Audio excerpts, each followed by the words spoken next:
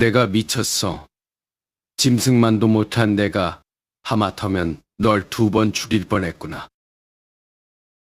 대한민국 경제를 쥐고 흔드는 냉혈한 대성그룹 최 회장. 평생 남에게 고개 한 번 숙인 적 없던 그가 다 무너져 내린 시장통 흙바닥에 무릎을 꿇은 채 짐승처럼 울부짖고 있었습니다. 그의 앞에는 피투성이가 된 가난한 국밥집 사장이 멍한 눈으로 앉아 있었죠. 불과 며칠 전까지만 해도 손자를 돌봐준 대가로 준 강남 아파트를 거절했다며 이 국밥집을 흔적도 없이 밀어버리라 명했던 잔혹한 회장님이었습니다. 도대체 무엇이 얼음장 같던 재벌 회장을 진흙탕 속에 꿇어앉게 만든 것일까요? 수백억의 돈으로도 살 수 없었던 무너진 철거 잔해 속에서 드러난 기적 같은 진실의 정체. 사연 시작 전에 구독과 좋아요를 눌러준다면 듣고 계신 그곳에 행운을 가득 빌어드리겠습니다. 오늘의 사연 시작합니다. 최명우 회장을 태운 대형 세단이 비좁은 전통시장 입구에 멈췄습니다. 정장 차림의 수행원들이 차 문을 열자 은발을 깔끔하게 넘긴 최명우가 지팡이를 짚고 내렸죠. 상인들이 웅성거리며 길을 터주는 가운데 최명우는 낡은 옹기국밥 식당 안으로 걸음을 옮겼습니다. 가마솥 앞에서 국밥을 토렴하던 강태성이 검은 정장의 사내들을 의아하게 바라보았어요. 최명우가 주방 앞 낡은 테이블에 자리를 잡았습니다. 비서실장이 서류 가방에서 두툼한 봉투를 꺼내 최명우 앞에 내려놓았죠. 최명우가 주름진 손으로 봉투를 태성 쪽으로 쓱 밀어냈습니다. 태성이 앞치마에 젖은 손을 닦으며 다가왔어요. 무슨 일이십니까? 태성이 묻자 최명우가 태성의 눈을 똑바로 쳐다보며 입을 열었습니다. 자네가 강 사장이라고 했지.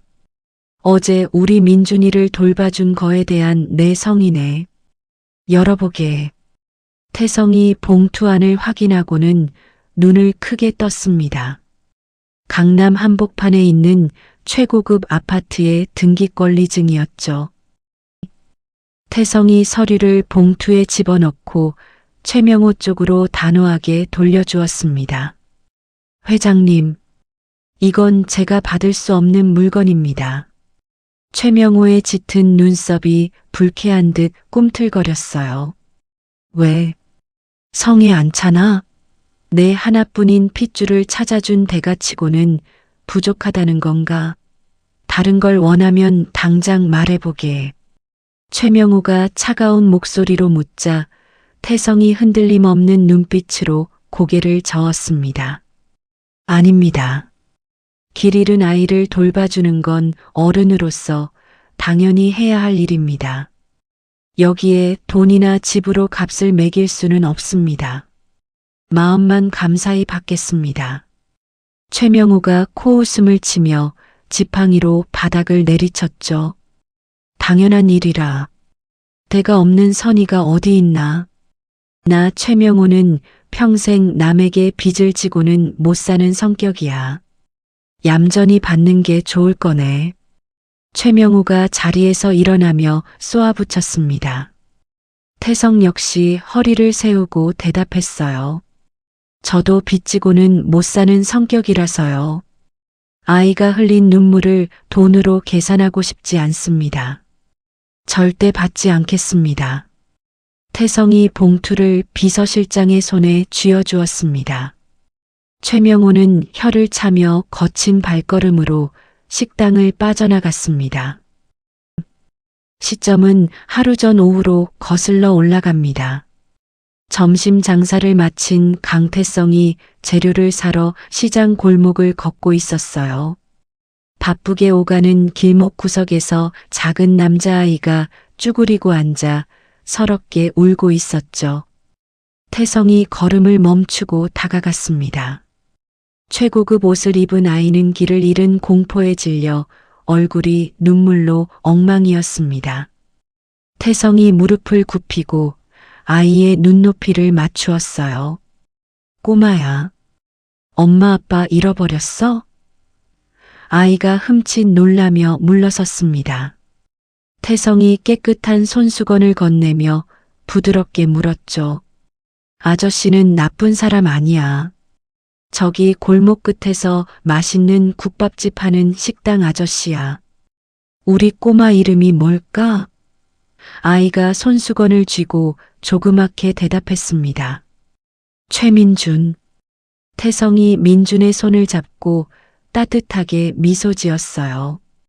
민준아, 여기서 계속 울고 있으면 다칠 수도 있어.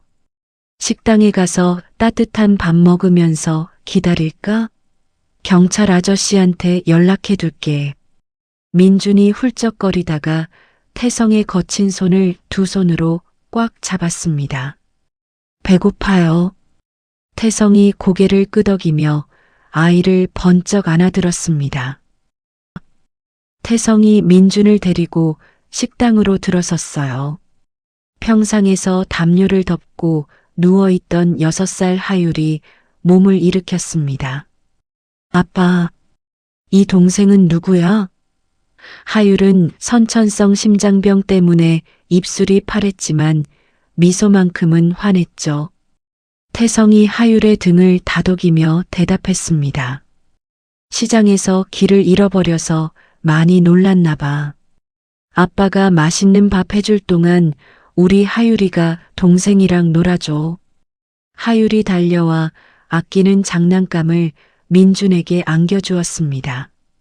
동생아, 나랑 놀자. 울지 마.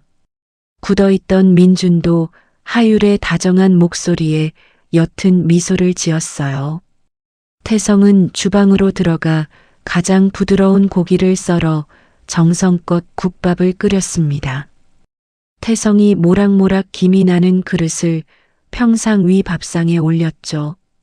민준아, 밥 먹자. 아저씨가 맛있게 끓였어. 편식이 심하던 민준이었지만 구수한 냄새에 이끌려 숟가락을 들었습니다.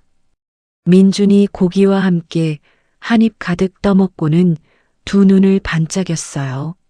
아저씨, 이거 진짜 맛있어요. 태성이 흐뭇하게 웃으며 민준의 입가를 닦아주었습니다. 맛있게 먹어주니 고맙네. 우리 하율이도 밥 먹자. 어둑어둑한 저녁 무렵 요란한 사이렌 소리가 들려왔습니다. 경찰차와 검은색 대형 승용차가 좁은 식당 앞에 멈춰 섰어요. 짙은 정장을 입은 사내들이 다급하게 뛰어들어왔습니다. 비서실장이 평상에 앉아있는 민준을 발견하고 털썩 주저앉으며 안도의 한숨을 내쉬었죠. 민준 도련님, 무사하셔서 정말 다행입니다. 회장님께서 얼마나 걱정하셨는지 모릅니다. 민준이 비서실장의 품에 안기며 하율을 돌아보았습니다. 누나, 장난감 빌려줘서 고마워. 나중에 또 올게. 하율이 활짝 웃으며 손을 흔들었어요. 응, 나중에 아빠 식당에 또 놀러와. 태성이 민준의 겉옷을 챙겨 비서실장에게 건넸습니다. 밤이 되니 날이 찹니다. 감기 안 걸리게 옷 든든하게 입혀서 데려가세요. 비서실장이 아이 옷을 받아들고 태성에게 허리를 깊이 숙여 인사했죠. 감사합니다. 저희 회장님께서 따로 큰 인사를 드리실 겁니다.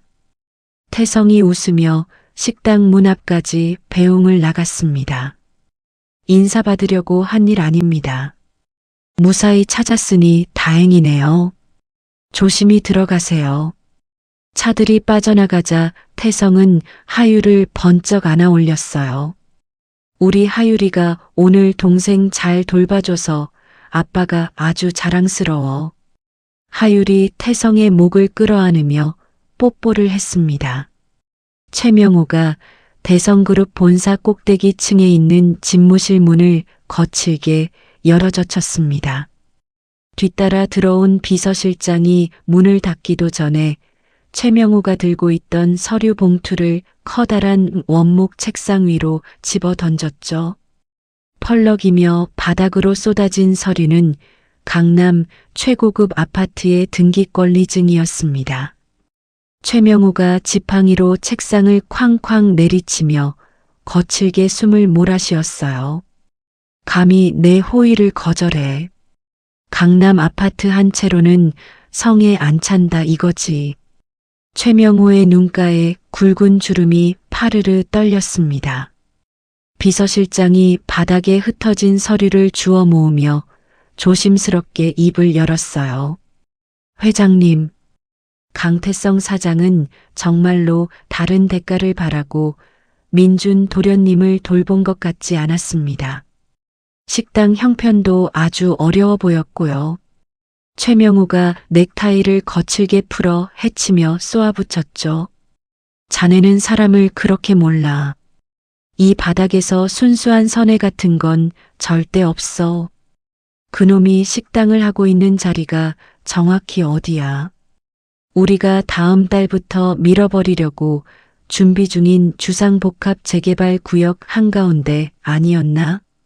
비서실장이 고개를 숙이며 대답했습니다. 맞습니다. 옹기 국밥이 있는 골목부터 상가 철거가 시작될 예정입니다. 상인들에게는 다음 달까지 가게를 비우라고 유예 기간을 준 상태입니다. 최명우가 창가로 다가가 서울 시내를 내려다보며 차가운 웃음을 흘렸습니다. 네, 그럴 줄 알았어. 강태성 그놈은 내 손자를 데리고 있으면서 내가 누군지 이미 다 계산을 끝낸 거야. 아파트 한 채 받고 떨어지기에는 아쉬웠겠지. 뻔해.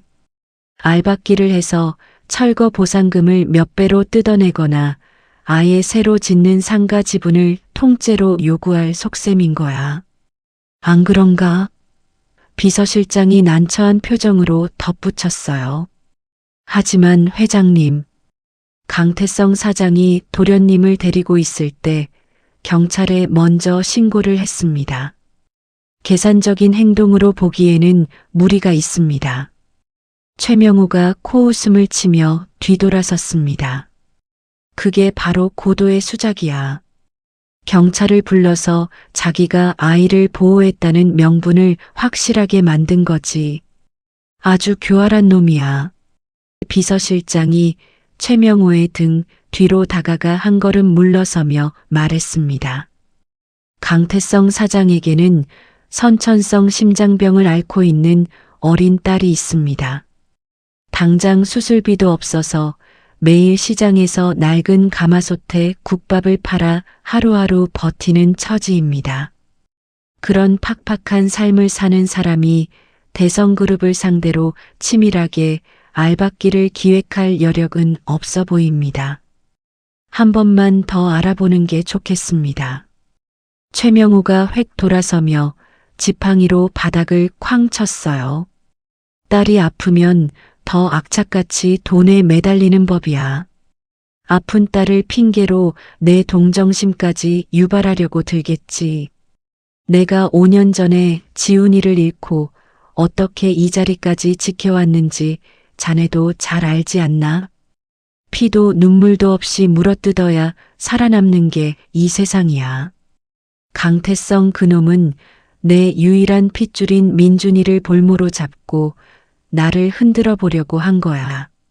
아주 괘씸하고 건방진 놈이야. 최명호의 쩌렁쩌렁한 목소리가 넓은 집무실 전체에 울려 퍼졌습니다. 비서실장이 입술을 꽉 깨물며 고개를 푹 숙였죠.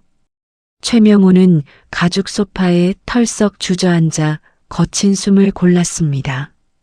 며느리가 민준을 임신한 지 7개월 만에 대형 화재 사고로 자랑스러운 외아들 최지훈을 잃었던 기억이 최명호의 머릿속을 날카롭게 스치고 지나갔습니다. 남을 구하려다 잿더미가 되어버린 아들을 생각하면 아직도 가슴이 찢어지는 듯 했죠. 아들을 잃은 끔찍한 상처를 덮기 위해 최명호는 더욱 지독하게 돈과 권력에 집착하며 살아왔어요. 최명호가 주먹을 꽉 쥐며 낮게 으르렁거렸습니다. 지훈이가 죽고 내게 남은 건 민준이 하나뿐이야. 내 아들 지훈이가 남긴 유일한 핏줄이야. 감히 내 금쪽 같은 손자를 이용해서 내 돈을 뜯어내려 한 죄를 뼈저리게 묻겠어. 내가 세상에서 제일 싫어하는 게 내 가족을 건드리는 놈들이야. 비서실장이 여전히 조심스러운 목소리로 말했습니다. 회장님, 그래도 도련님을 무사히 보호해 준 건 사실입니다. 너무 가혹하게 대하시면 나중에 도련님께서 아시고 상처를 받으실 수도 있습니다. 최명호가 눈을 부릅뜨며 소리쳤어요. 민준이가 알게 뭐야. 핏덩이 같은 아이가 세상 무서운 걸 뭘 안다고 그래. 내가 민준이를 지키기 위해서라도 이런 버러지 같은 놈들은 초장에 싹을 잘라버려야 해. 최명호가 매서운 눈빛으로 비서실장을 노려보며 단호한 지시를 내렸습니다. 시장 상인들에게 주었던 철거 유예 기간을 당장 전면 취소해. 내일 아침 동트자마자 철거 용역 업체 애들 전부 시장으로 투입시켜. 비서실장이 깜짝 놀라 눈을 크게 뜨며 고개를 들었어요. 회장님, 아직 상인들이 이사갈 곳을 구하지 못했습니다. 당장 내일 아침에 철거를 밀어붙이면 사람들이 크게 반발할 겁니다. 특히 강태성 사장의 딸 하유리는 심장병 환자라 갑자기 밖으로 쫓겨나면 건강이 아주 위험해질 수 있습니다. 며칠만이라도 시간을 주시는 게 도리에 맞습니다. 최명호가 탁자 위에 놓인 크리스털 잿더리를 바닥으로 강하게 집어던졌죠. 와장창 소리와 함께 날카로운 유리 조각이 사방으로 튀었습니다. 내 말이 말 같지 않아. 강태성 그놈의 국밥집부터 최우선으로 부숴버려. 숟가락 하나 건지지 못하게 식당을 싹 다 밀어버리란 말이야. 대성그룹 최명호를 상대로 얕은 수를 쓰면 어떻게 되는지 강태성 그놈 두 눈으로 똑똑히 보게 만들어. 비서실장이 더는 반박하지 못하고 깊이 허리를 숙였습니다. 알겠습니다. 지금 바로 철거업체에 지시하겠습니다. 그런데 언론에서 알면 시끄러워질 수 있습니다. 용역업체 측에 보안을 철저히 하라고 일러두겠습니다. 최명호가 차가운 눈으로 비서실장을 쳐다보며 말했어요. 기자들이 냄새를 맡으면 광고비로 입을 막아. 돈으로 해결 안 되는 일은 없어. 내일 해가 뜨기 전에 강태성이 그 골목에서 2번 다시 장사를 못하게 짓밟아놔. 알겠나? 비서실장이 무거운 걸음으로 깨진 유리 조각들을 피해 집무실을 조심스럽게 빠져나갔습니다. 홀로 남은 최명호는 넥타이를 쥐어뜯으며 붉게 물드는 창밖의 노을을 응시했어요. 최명호의 굳게 담은 입술 사이로 서늘하고 매서운 기운이 맴돌았습니다. 어두컴컴한 지하 주차장으로 내려온 비서실장이 자동차 문에 기대어 철거 용역 업체 김 소장에게 다급하게 전화를 걸었습니다. 김 소장, 나 비서실장이네. 내일 아침 일찍 옹기 국밥집 철거 작업 시작할 준비해. 유예 기간은 오늘부로 전부 끝났어. 전화기 너머로 김 소장의 당황한 목소리가 크게 들려왔죠. 실장님, 내일 당장이요? 용역 애들 장비도 아직 다 안 맞췄고 시장 상인들 반발도 엄청나게 심할 텐데요. 갑자기 이러시면 곤란합니다. 며칠만 시간을 더 주십시오.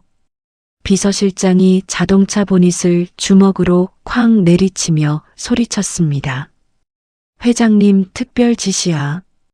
토 달지 말고 시키는 대로 해. 무슨 수를 써서라도 내일 아침에 골목 끝에 있는 강태성 사장의 식당부터 완전히 부숴버려. 강태성 사장이 절대 식당 안으로 들어가지 못하게 입구부터 쇠파이프 들고 틀어막아. 만약 내일 아침에 포크레인 엔진 소리가 안 들리면 자네들 업체 계약도 내일로 끝나는 줄 알아. 김 소장이 앓는 소리를 내며 다급하게 대답했습니다. 알겠습니다. 제가 무슨 수를 써서라도 용역 애들 긁어 모아서 내일 새벽 동 트자마자 바로 투입하겠습니다. 인부들 수당은 2배로 쳐주셔야 합니다. 비서실장이 미간을 찌푸리며 대답했어요. 돈 걱정은 하지 말고 일이나 깔끔하게 처리해. 대신 강태성 사장 딸이 심장병을 앓고 있으니 아이가 다치지 않게 조심하고. 알겠어. 김 소장이 큰 소리로 대답했습니다. 네, 명심하겠습니다. 비서실장이 전화를 끊고 넥타이를 거칠게 잡아당겼어요. 어두운 주차장의 차가운 공기가 비서실장의 무거운 어깨를 짓눌렀습니다.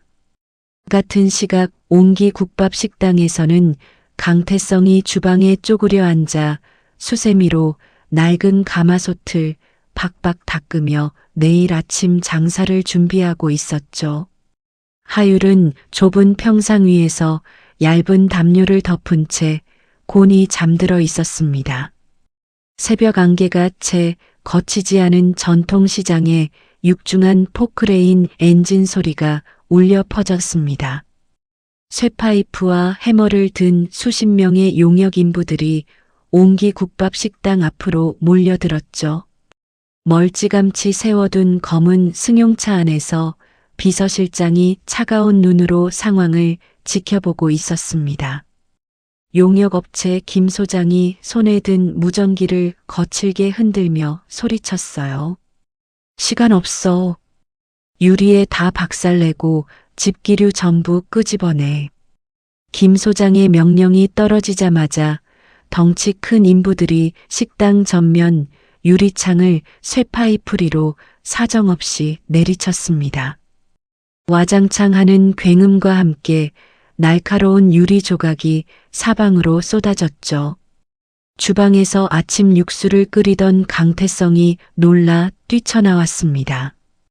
태성이 하율을 등 뒤로 숨기며 다급하게 외쳤어요. 무슨 짓입니까? 당장 멈추세요. 아직 이사 유예 기간이 한 달이나 남았습니다. 김 소장이 바닥에 침을 뱉으며 턱을 치켜들고 대답했습니다. 유예 기간 같은 소리 하고 있네. 어젯밤 불호 다 끝났어. 회장님 특별 지시니까 잔말 말고 당장 비켜. 태성이 억울한 표정으로 두 주먹을 꽉 쥐었습니다. 며칠 전 옹기 국밥 철거를 미루겠다는 통보를 분명히 받았습니다. 회장님 지시라며 갑자기 이럴 수는 없습니다. 김 소장이 코웃음을 치며 쇠파이프를 태성의 코앞까지 들이밀었어요. 우리가 회장님 속마음까지 어떻게 알아? 위에서 시키면 시키는 대로 박살내는 게 우리 일이야. 내 사정 봐줄 시간 없으니까 험한 꼴 당하기 전에 애 데리고 조용히 나가. 태성이 물러서지 않고 두 팔을 크게 벌려 식당 입구를 온몸으로 막아섰습니다.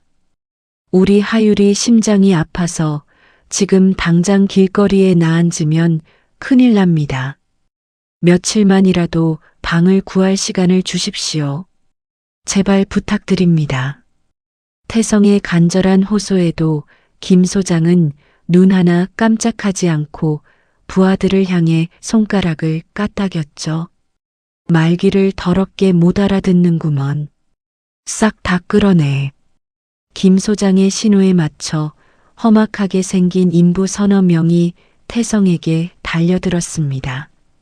태성이 뒤를 돌아보며 주방 구석을 가리켰어요.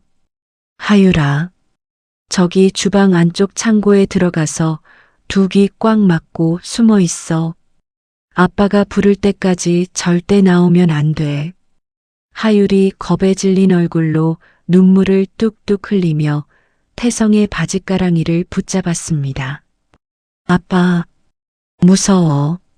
저 아저씨들 왜 우리 가게 부숴?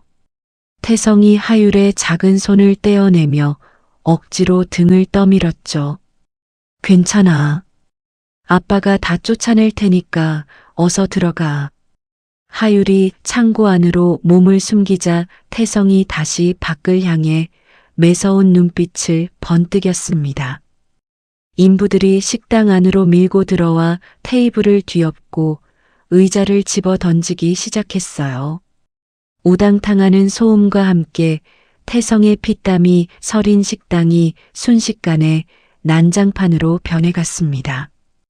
태성이 앞장서는 인부의 어깨를 강하게 밀쳐내며 소리쳤습니다. 내 가게에서 당장 나가. 법대로 집행관 데리고 와서 절차 밟아. 밀려난 인부가 욕설을 내뱉으며 태성의 복부를 주먹으로 강하게 가격했죠. 태성이 짧은 신음을 뱉으며 허리를 숙였지만 이내 다시 몸을 꼿꼿하게 세웠습니다. 당신들 이러고도 무사할 줄 알아. 경찰 부르기 전에 당장 손 떼. 김 소장이 낄낄거리며 비웃었어요. 경찰 부를 시간 있으면 빨리 짐이나 싸.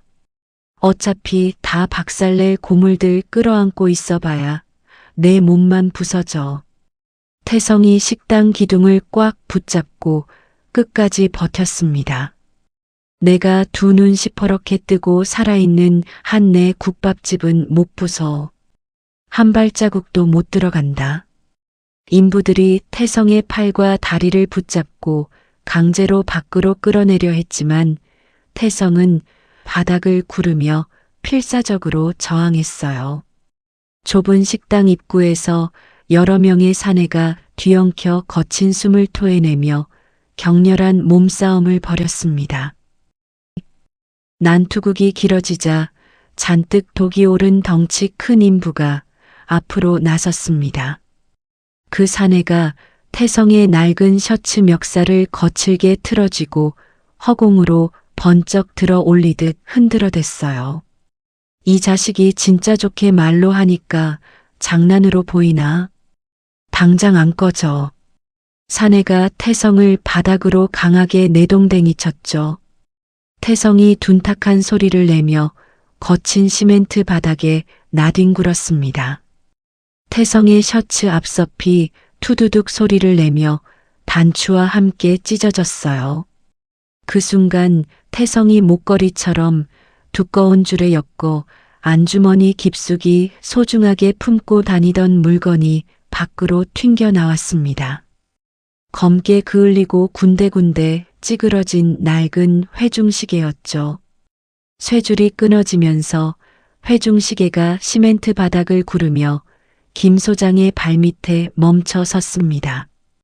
김 소장이 바닥에 뒹구는 시계를 내려다보며 짜증 섞인 목소리로 말했어요. 이깟 고물 시계는 또 뭐야? 재수없게 길을 막고 난리야. 김 소장이 두꺼운 작업화 바닥으로 회중시계를 짓밟으려 다리를 높게 치켜들었습니다. 바닥에 쓰러져 거친 숨을 몰아쉬던 태성이 그 장면을 보고 두 눈을 크게 부릅떴죠. 안 돼. 그거 밟지 마. 태성이 터져나오는 피를 닦을 새도 없이 용수철처럼 몸을 튕겨 김 소장의 발밑으로 온몸을 날렸습니다. 퍽 하는 소리와 함께 김 소장의 무거운 작업화가 태성의 굽은 등을 무자비하게 내리찍었어요. 하지만 태성은 고통스러운 비명 대신 품 안에 회중시계를 감싸 안으며 짐승처럼 울부짖었습니다. 이건 안 돼. 이것만은 절대 건드리지 마. 태성이 차가운 바닥에 웅크린 채 양팔로 가슴 앞에 회중시계를 단단히 안았습니다. 김 소장이 화가 치밀어 오르는 듯 태성의 옆구리를 연달아 걷어차며 소리쳤어요. 이 미친놈이 지금 누구 발목을 부러뜨리려고 환장을 했나? 당장 안 비켜. 거친 발길질이 태성의 등과 어깨에 사정없이 쏟아졌지만 태성은 바위처럼 꿈쩍도 하지 않았죠. 태성의 입술이 터져 붉은 피가 턱을 타고 흘러내렸습니다. 창고 틈새로 아빠가 맞는 모습을 지켜보던 하율이 뛰쳐나와 태성의 곁에 엎드리며 오열했어요. 우리 아빠 때리지 마. 나쁜 아저씨들 우리 아빠 아파. 하율이 작은 두 손으로 태성의 머리를 감싸 안았습니다. 태성이 고통 속에서도 하율을 등 뒤로 숨기려 팔을 뻗으며 헐떡거렸죠. 하율아, 위험해. 어서 저리 가 있어. 김 소장이 귀찮다는 듯 하율의 어깨를 밀쳐내려 손을 뻗었습니다. 이 애새끼는 저리 안 가.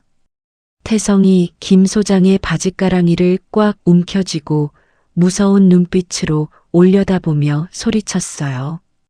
내 딸 손대지 마. 내 목숨과 바꾼 시계야. 이 시계는 하늘이 두 쪽 나도 내가 지켜. 날 죽이고 가져가.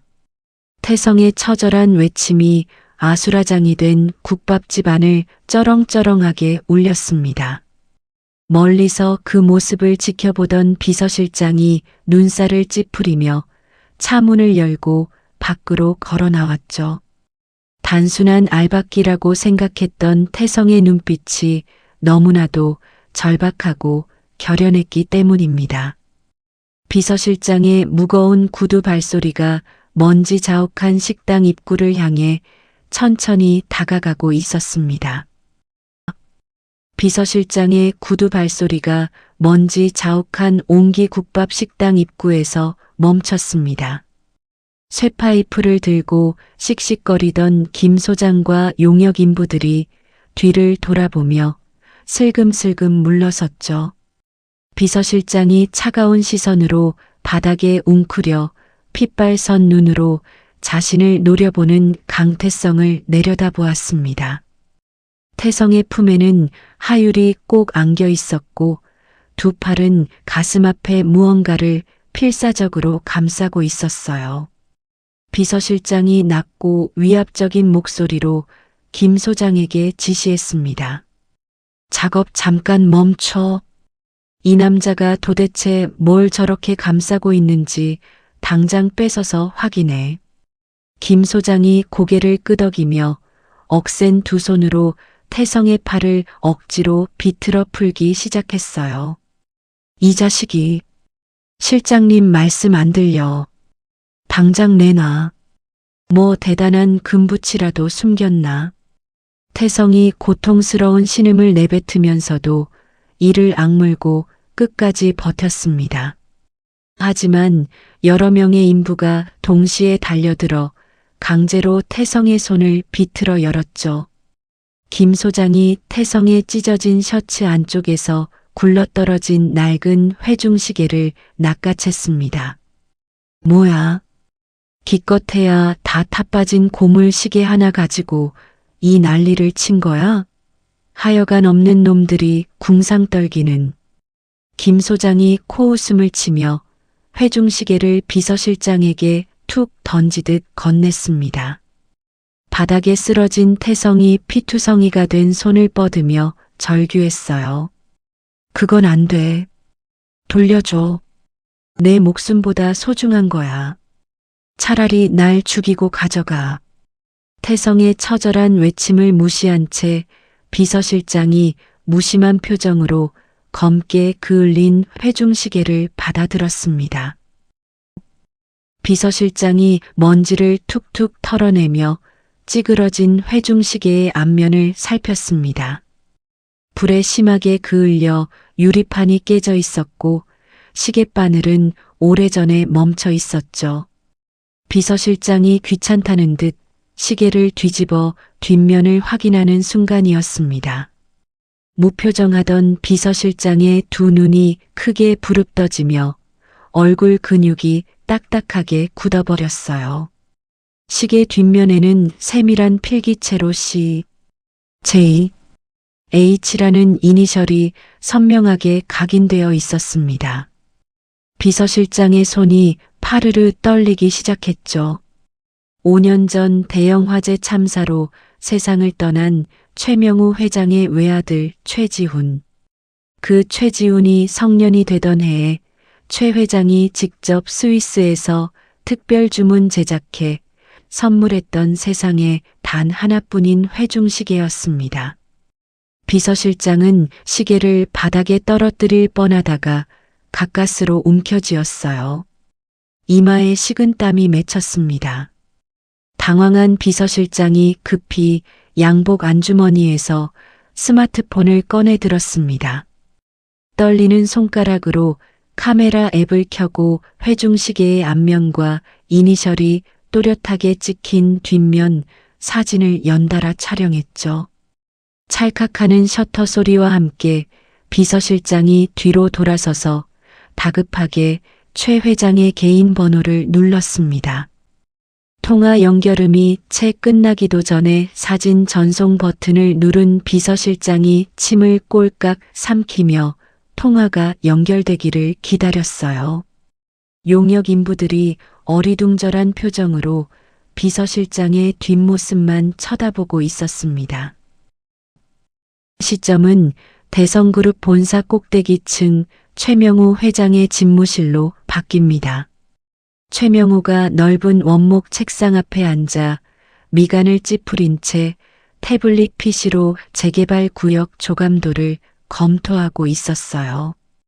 5년 전 며느리가 민준을 임신한 지 7개월이 되던 날 자랑스러운 외아들 지훈을 잃었던 끔찍한 화재 자고.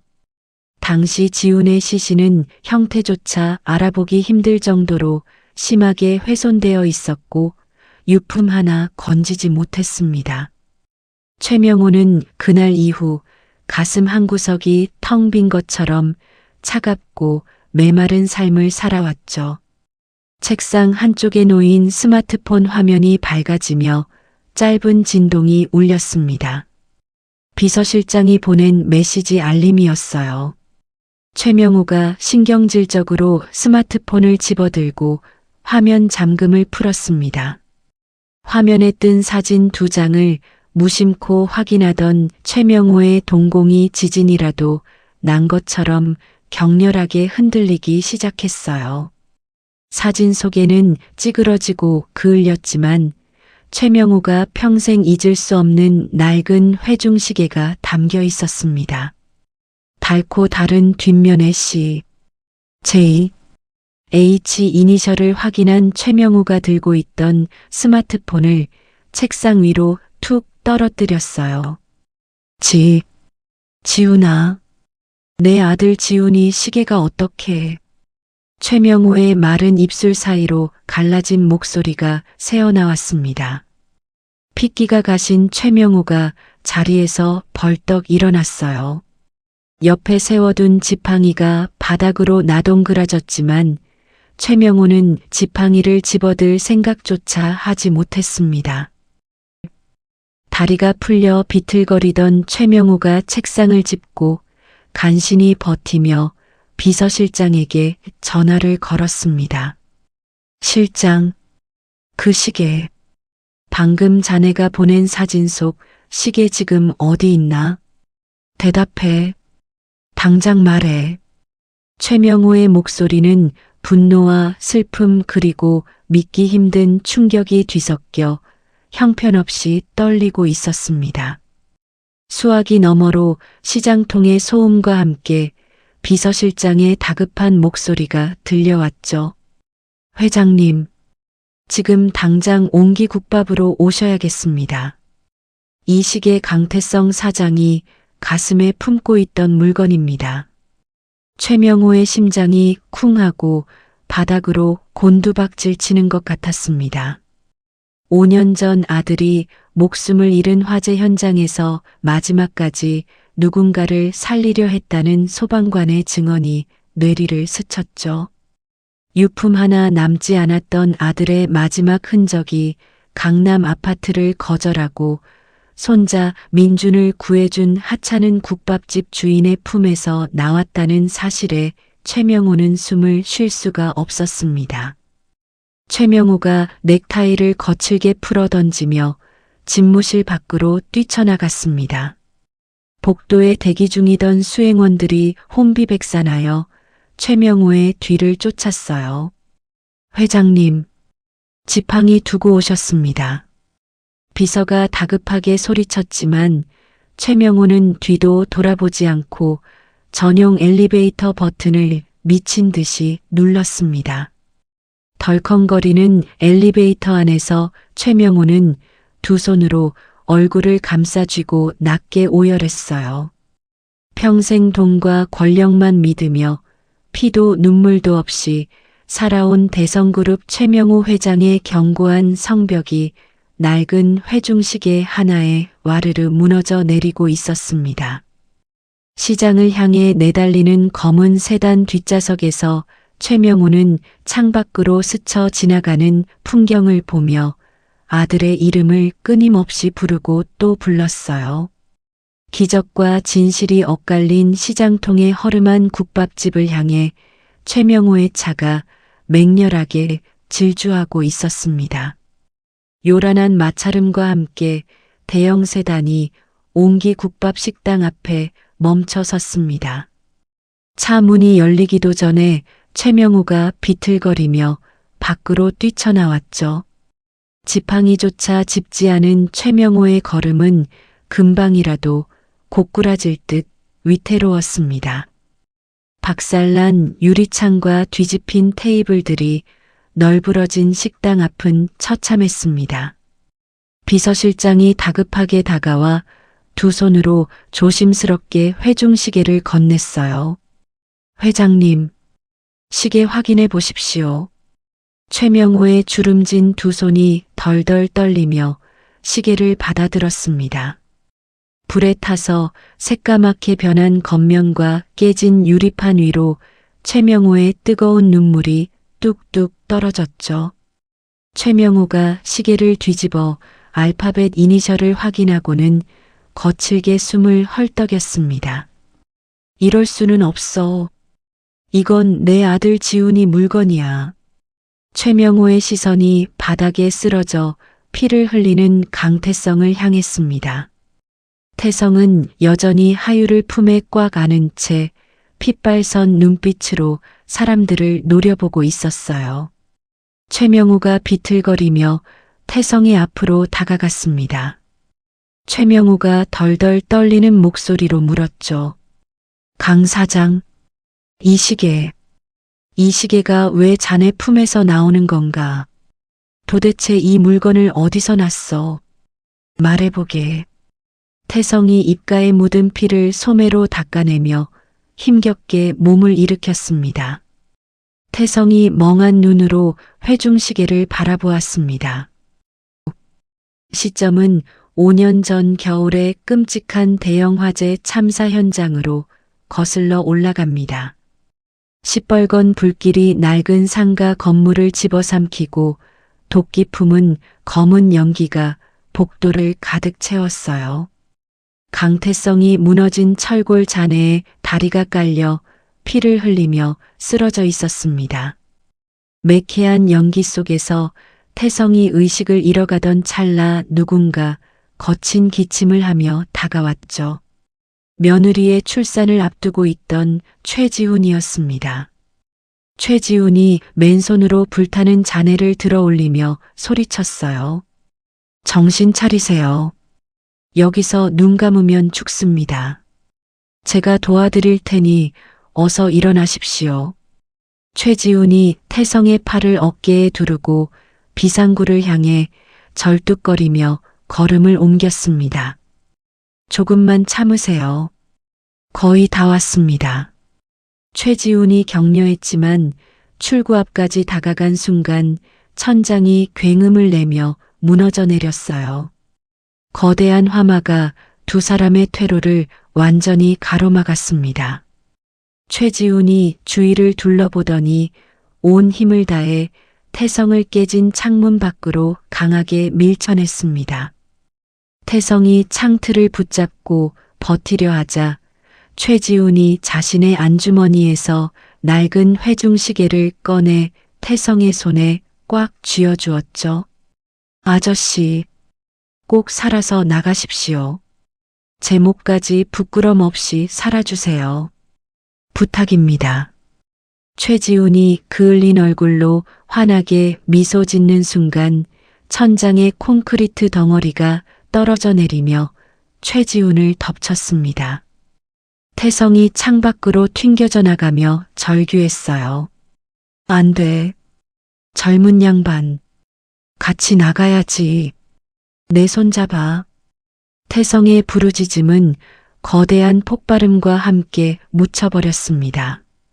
태성의 손에는 최지훈이 남긴 차가운 회중시계만이 단단히 쥐어져 있었죠. 다시 처참하게 부서진 옹기국밥 식당 앞입니다. 태성의 두 눈에서 굵은 눈물이 볼을 타고 쉴 새 없이 흘러내렸어요. 태성이 최명호를 올려다보며 떨리는 목소리로 입을 열었습니다.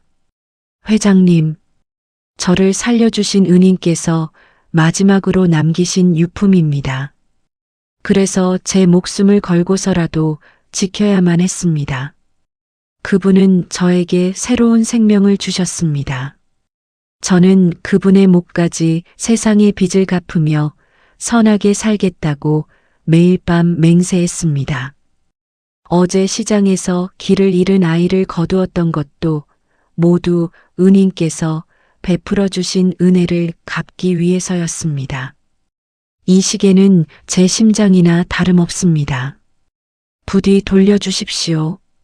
태성의 말이 끝나자마자 최명호의 손에서 낡은 회중시계가 스르륵 미끄러져 바닥으로 떨어졌습니다. 최명호의 머릿속이 새하얗게 비워졌죠.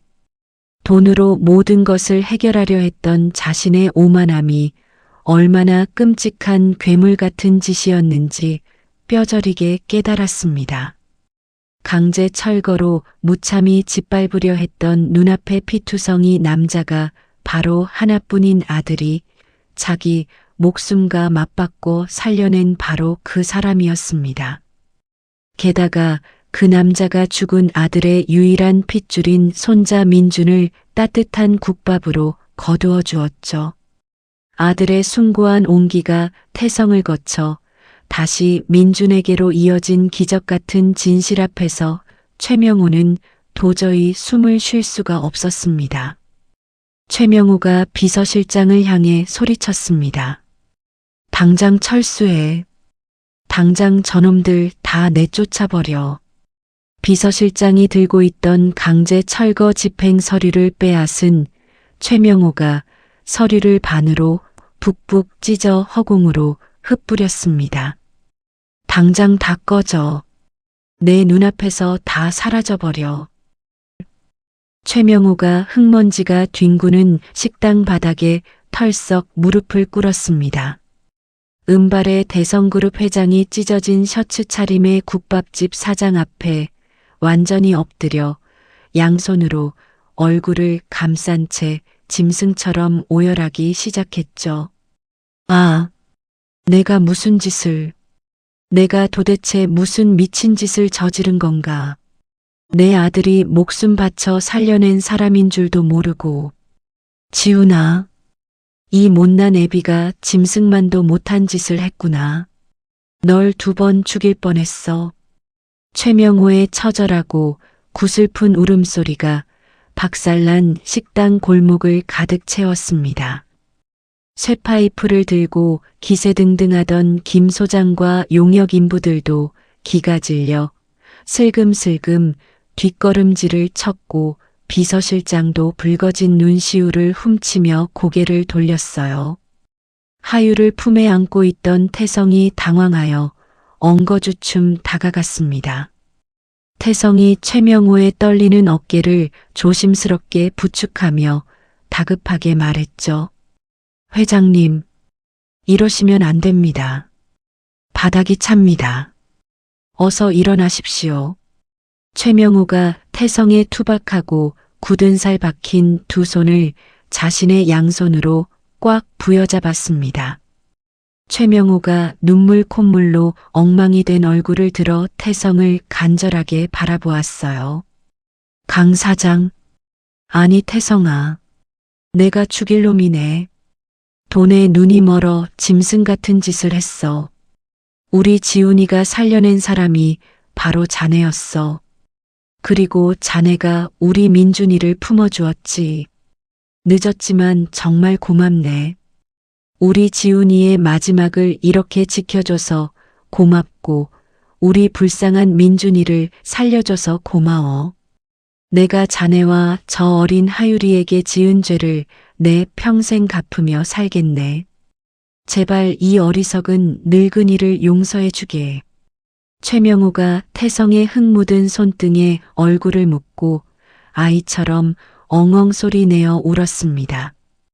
태성 역시 그제야 자신을 몰아세우던 눈앞의 노인이 자신을 구해주었던 숭고한 은인의 아버지라는 사실을 깨닫고 뜨거운 눈물을 쏟아냈어요. 피투성이가 된 태성이 바닥에 꿇어앉아 최명호의 거친 손을 마주 잡았습니다. 회장님, 아닙니다. 제가 은인 어른의 아버님을 몰라봤습니다. 죄송합니다.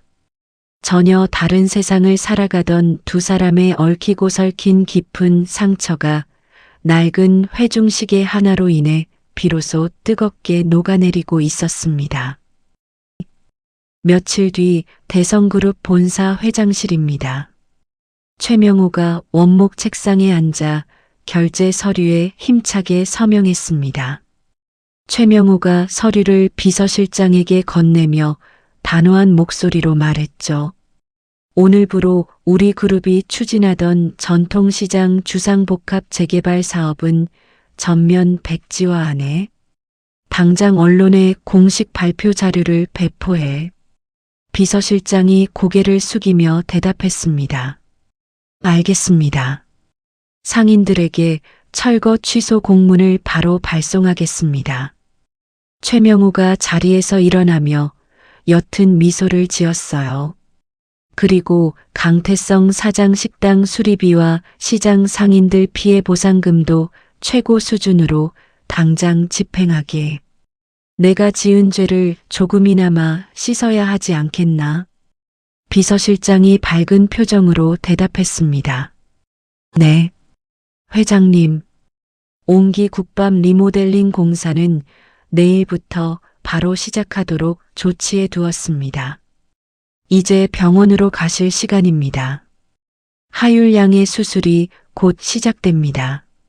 최명호가 서둘러 재킷을 챙겨 입었습니다. 그래, 어서 가자. 우리 하율이가 심장 수술을 무사히 잘 견뎌내야 할 텐데. 태성이가 혼자 얼마나 애를 태우고 있겠어. 최명호가 발걸음을 재촉하며 집무실을 나섰습니다.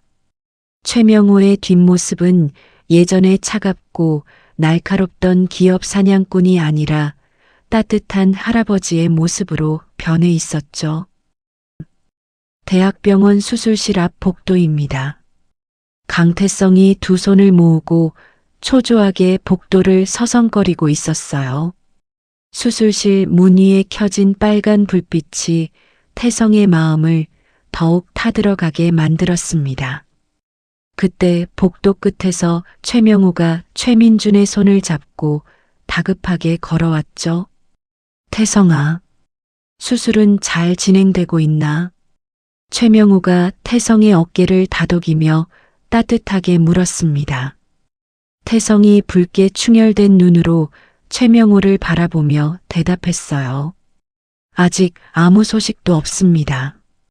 우리 하율이가 잘 버텨주어야 할 텐데 너무 무섭습니다.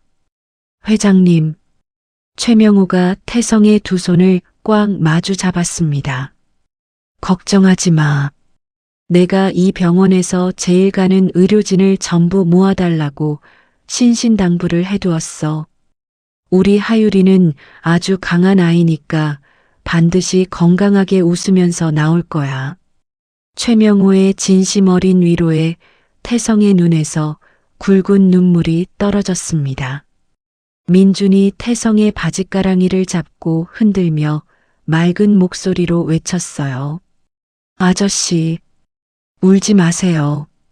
하율 누나는 로봇처럼 튼튼해서 금방 다 낫고 저랑 다시 놀아줄 거예요. 태성이 무릎을 굽혀 민준을 와락 끌어안았습니다. 고맙다. 민준아. 누나 나오면 우리 민준이랑 제일 먼저 놀이공원 가자고 약속할게. 세 사람이 수술실 앞 의자에 나란히 앉아 서로의 온기를 나누며 기나긴 시간을 견뎌냈습니다. 몇 시간 뒤 수술실에 빨간 불이 꺼지고 굳게 닫혀있던 문이 열렸어요. 수술복을 입은 담당 의사가 마스크를 내리며 걸어 나왔습니다. 태성이 다급하게 물었죠. 선생님, 우리 하율이 수술은 어떻게 되었습니까? 담당 의사가 환하게 웃으며 고개를 끄덕였습니다. 수술은 아주 성공적입니다. 아이가 워낙 심장이 약해서 걱정했는데 기적처럼 잘 버텨주었습니다. 회복실에서 깨어나면 바로 면회하실 수 있습니다. 의사의 말에 태성이 그 자리에 주저앉아 엉엉 소리내어 울기 시작했습니다. 최명우가 태성을 부둥켜 안고 함께 기쁨의 눈물을 흘렸어요. 거봐, 내가 뭐라고 했어. 우리 하율이가 다 이겨낼 거라고 했잖아. 정말 다행이야. 하늘에 있는 우리 지훈이가 도와준 게 틀림없어. 수술실 앞 복도가 두 사람의 감격스러운 울음소리와 웃음소리로 가득 채워졌습니다. 1년의 시간이 흘렀습니다. 맑은 가을 햇살이 비추는 전통시장은 예전의 활기를 되찾아 시끌벅적했어요. 시장 골목 끝에 자리 잡은 옹기 국밥 식당은 낡은 슬레이트 지붕을 걷어내고 아주 깨끗하고 번듯한 모습으로 바뀌어 있었습니다. 식당 안은 점심을 먹으러 온 시장 상인들과 손님들로 발 디딜 틈 없이 붐볐죠. 주방에서 깨끗한 조리복을 입은 강태성이 콧노래를 부르며 뽀얀 고기 육수를 끓이고 있었습니다. 태성의 얼굴에는 예전의 그늘진 모습 대신 환한 웃음꽃이 피어 있었어요. 깍두기 추가요. 홀에서 손님의 목소리가 들리자 누군가 우렁차게 대답했습니다. 네, 지금 바로 나갑니다. 조금만 기다리세요. 목소리의 주인공은 앞치마를 두른 최명호였습니다.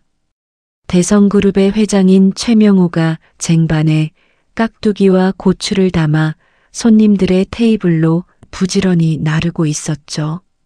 시장 상인이 뚝배기를 비우며 기분 좋게 농담을 던졌습니다.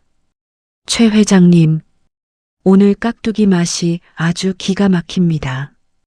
대기업 회장님이 직접 서빙해 주시는 국밥을 먹으니 제가 진짜 호강하네요.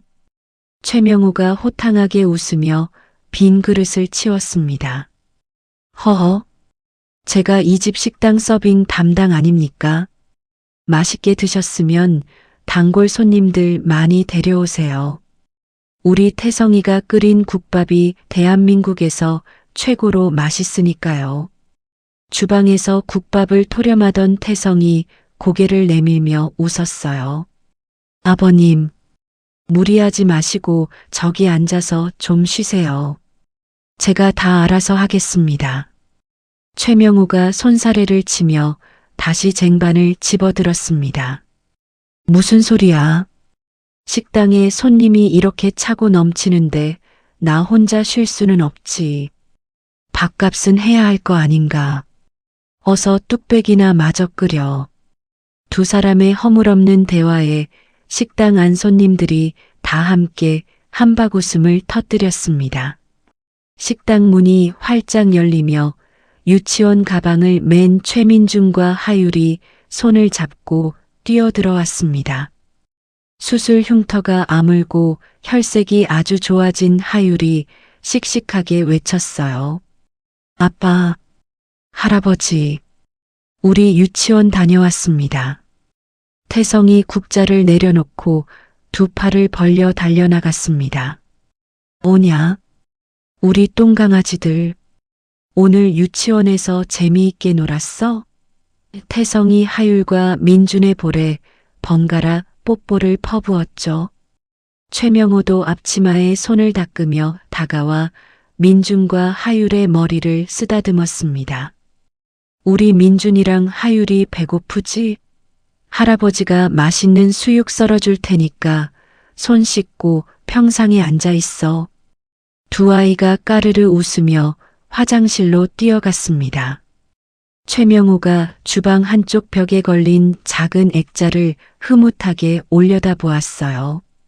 액자 안에는 말끔하게 수리된 최지훈의 회중시계가 소중하게 보관되어 있었죠. 바늘이 멈춰있던 시계는 이제 째깍째깍 경쾌한 소리를 내며 새로운 시간을 가리키고 있었습니다. 태성이 최명호의 곁으로 다가와 함께 액자를 바라보았습니다. 최명호가 태성의 어깨를 감싸 안으며 따뜻한 목소리로 말했어요. 태성아, 넌 우리 지훈이가 나에게 보내준 가장 큰 선물이야. 지훈이가 멈춰있던 내 심장을 내 덕분에 다시 뛰게 만들어 주었어. 태성이 최명호의 손을 마주 잡으며 벅찬 목소리로 대답했습니다. 아닙니다. 아버님께서 제 딸을 살려주시고 저에게 진짜 가족을 만들어 주셨습니다. 은인 어른과 아버님이 베풀어 주신 은혜 평생 이 국밥처럼 따뜻하게 나누면서 살겠습니다. 최명호가 고개를 끄덕이며 태성의 등을 토닥였습니다.